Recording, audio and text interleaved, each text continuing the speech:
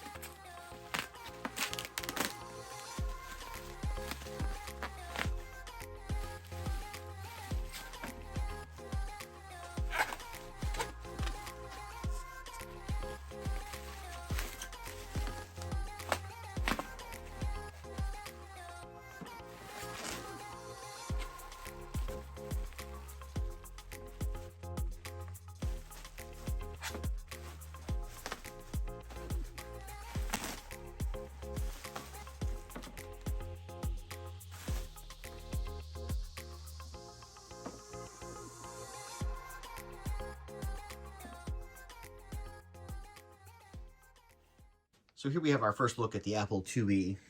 This is a computer that's pretty nostalgic for me. It is the first Apple computer that I've owned. And I had gotten one in the, let's say, mid to late 80s. I don't specifically remember when. But my parents did get me an Apple IIe, and I was very excited to have it. It was actually the second computer I had. The first computer they had got me was a VTech Laser 128. It's an Apple II clone that kind of looked like 2C. In fact, it was like all-in-one, kind of like an Amiga at the time. Anyway, so this is the IIe. This is, the case is in pretty decent shape. There's no serious gouges, dings. There's no markings on it that indicate that it was owned by an institution. The Apple logo is pretty scraped up. And we see that the casing has yellowed quite a bit. The spacebar has darkened This is not an enhanced Apple IIe. Those came a little bit later, after the 2E and before the Platinum 2E, because it is missing the enhanced sticker up here where the power light is. It's a pretty simple computer. In terms of the back, we see some of the plates are missing where the cards had been installed. This appears to be a refurbished aftermarket power supply. And you see along the back here we have composite out, cassette tape in and out. Looks like this is a serial port for like a joystick or something. We have a port here. This looks like it might be disc, and then all the way down here in slot 1011, looks like it's a super serial card.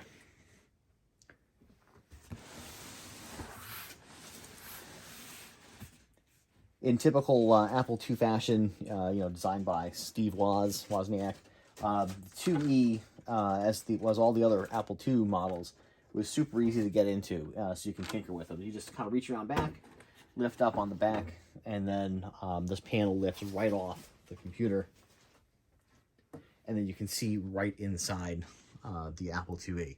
So let's take a closer look at what we have inside here.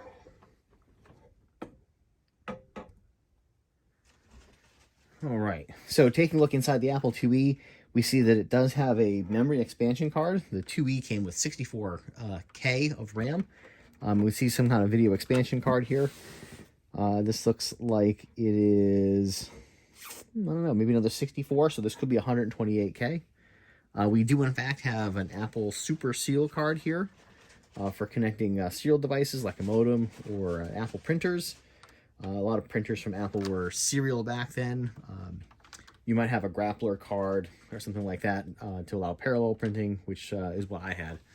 And then we have right in here the Disk 2 controller card.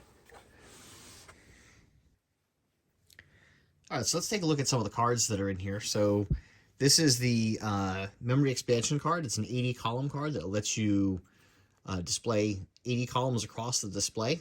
Typically it was 40 without this card. We see that it is a 64K expansion. So the memory in the Apple IIe itself, plus what's on this card, will bring it up to 128K, not megs, 128K of RAM, which was a lot back then. And we take a look, we see on the back here, it says made in Singapore, and this is copyright Apple Computer 1986.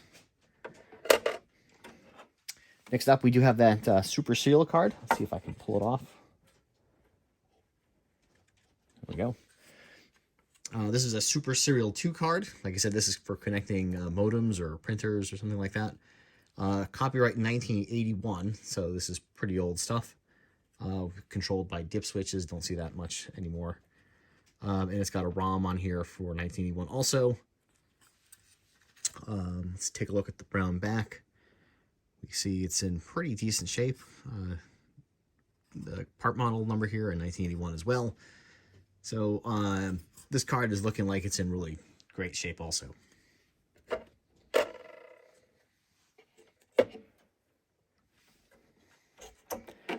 And the last card that's in the computer, where I purchased it, is the Apple Disk Controller card.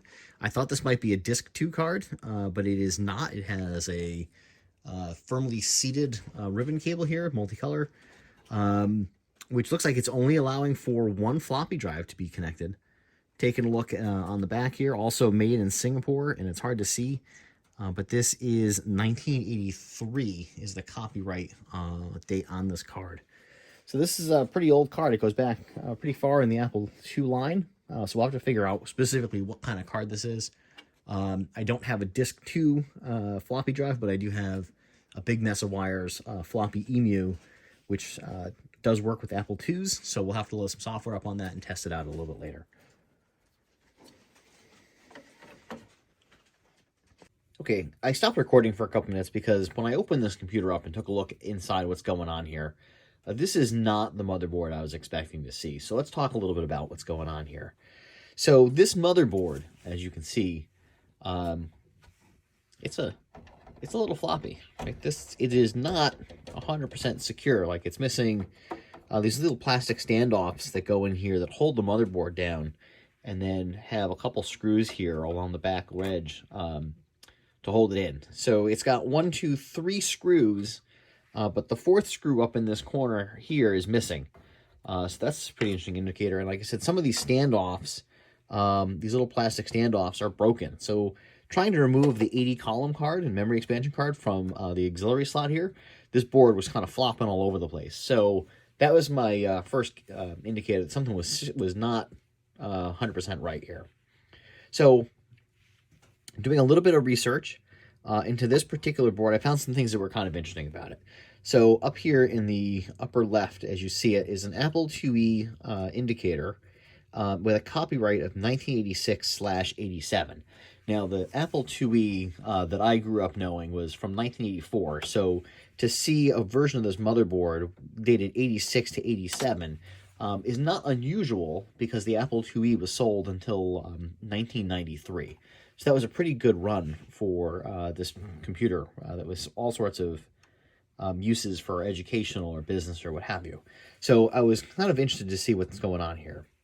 And I also looked up this part number. It's 607-0187 revision J, which is pretty interesting.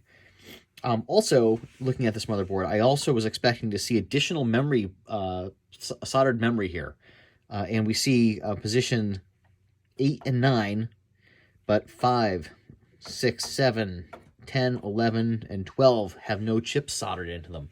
So I took a look, and the last sort of tip-off, if you will, that was something a little different going on in here, was the CPU of the Apple IIe. So this is a it's a 65 CO2 CPU, which is an indicator that this is in fact either a motherboard from an Apple IIe Enhanced or an Apple IIe Platinum, which was the last version of the Apple IIe to be sold. I'm not sure which version this was, but it is not the original board, version A, and it's not the second board, revision B.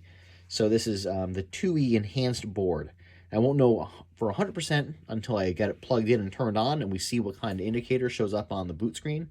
But the fact that the keyboard is missing the enhanced sticker tells me that this chassis was the original Apple IIe chassis that was later upgraded to a version of the Apple IIe Enhanced system board. So when you look at the particular version of the board with the 65 CO2 CPU in it, this new compact version of the 64K memory card and 80 column card, another indicator that this was in fact an enhanced or a platinum system board. But there's another item going on here, which is what I mentioned earlier, this controller card here for the disk drive. I was expecting to see an Apple II disk controller, which would have 1 and 2 ribbon connector sockets for the floppy disk drives, the external Apple II disk drives, which are pretty iconic for the Apple II line and the II Plus and the IIe specifically. Those are some pretty old drives and pretty old controller boards. They date back to 1978. But taking a look at this particular card, we see that it's called the I/O controller card, part number 655-0101. Mine's a revision B. There's a couple other revisions available. And we see that this is not a, this connector is firmly attached to this controller card. It's not a socketed 1 or 2 where I can just pull cables on or off. And it turns out this is a later model controller card, which was not specifically for the Apple II, but the Apple 5¼ floppy drive. So again, as you're moving up the line from the Apple IIe to the IIe Enhanced and the IIe Platinum, which was designed to look more like the Apple IIc and the IIc Plus, and of course one of my other favorites from this era, the Apple IIgs. So this card was the card that drove the version of the floppy drive that would look more like the stylized version of the Apple IIc, IIc Plus, and the Apple IIgs. So I don't have one of those floppy drives with me. I did find a reseller who sells them for relatively inexpensive, I would say, and in really great condition color-wise, so I'll probably be ordering one of those later. And we'll have to see, so we'll have to play with that a little bit later on. To get the second disc that I was expecting to see with port 1 and port 2, on the back of this cable, there's a DB25 or DB15 connector off the back, and then you daisy chain the second disk drive off of that. So there's another DB15 connector port on the back of the Apple 5¼ inch floppy drive. So I was not expecting to see that.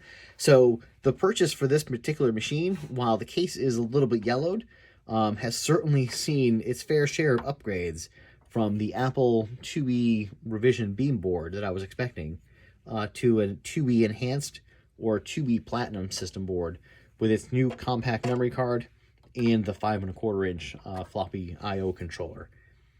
So that's a quick walkthrough of the Apple IIe. Again, this is pretty nostalgic, and I do have a special spot for this, as it was the first Apple computer that I owned, and then set me on a journey for all sorts of, using Apple computers throughout the years, whether they're the Macintosh, the Apple II, then, later on Newton and PowerPC and all that fun stuff. So this has been a quick review of this Apple IIe. It looks like it's in great condition, except for some coloring, and it's got some boards that I'm going to be interested to test out and take a closer look at in the days to come. So thanks for watching. Please, if you like this video, please do all the fun YouTube things, like, subscribe, hit the bell thing to be notified when I do put up another video. And until then, thanks for watching.